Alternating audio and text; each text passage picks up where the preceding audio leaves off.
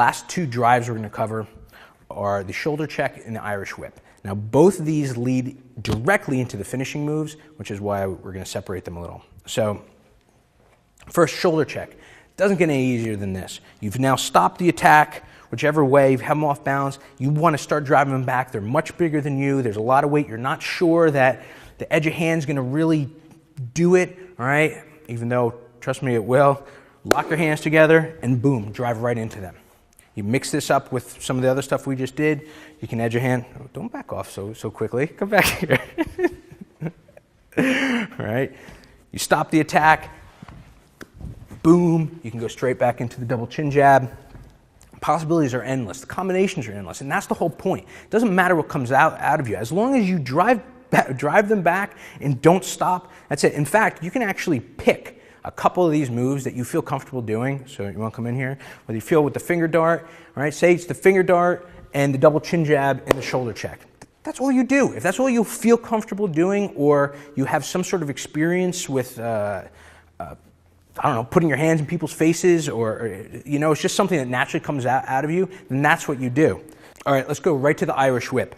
Irish whip is a little more complicated. It's still gross motor movement though, which is great. One of the biggest things that people find is they wind up intertangled with somebody, all right? Whether this is why fights go to the ground. Whether they even if they stop the attack and they come in and the other guy suddenly grabs onto them or anything, right? It's now it's turned into a fight. What you need to do is not worry.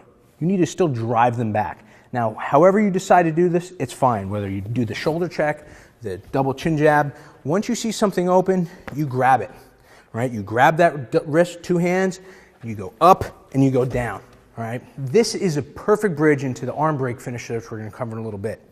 This works absolute best if you have driven them one way and now you're going to yank them the other, all right? It doesn't matter how much you weigh, it doesn't matter how big you are. That shoulder, right, that simple trauma of what you just did, this is not, we're kind of doing this in a controlled environment, but in real life, even when somebody grabs you, right, they're always pulling something.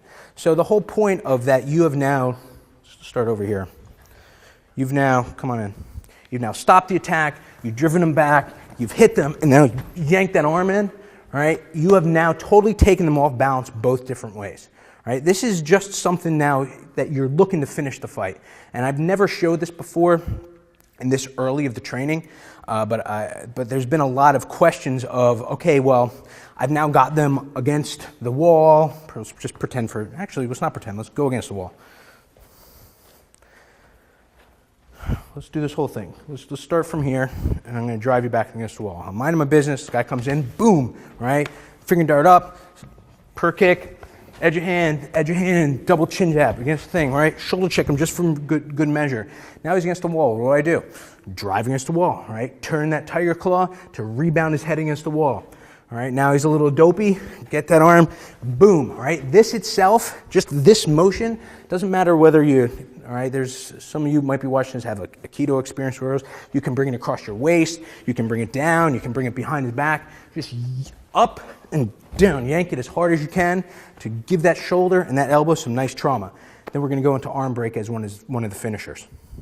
The grab for the Irish whip is nothing special. It is literally just like everything else. Just go and grab. If he's grabbing you here as you're driving him back, go ahead, just grab me, whatever else. Take that arm, pick it up, and snap it down. Nothing complicated, just hand over hand. Doesn't matter whether you grab it like this. It's just that the strongest grip you're going to get and the natural grip that's going to happen is automatically going to be like you're grabbing a baseball bat.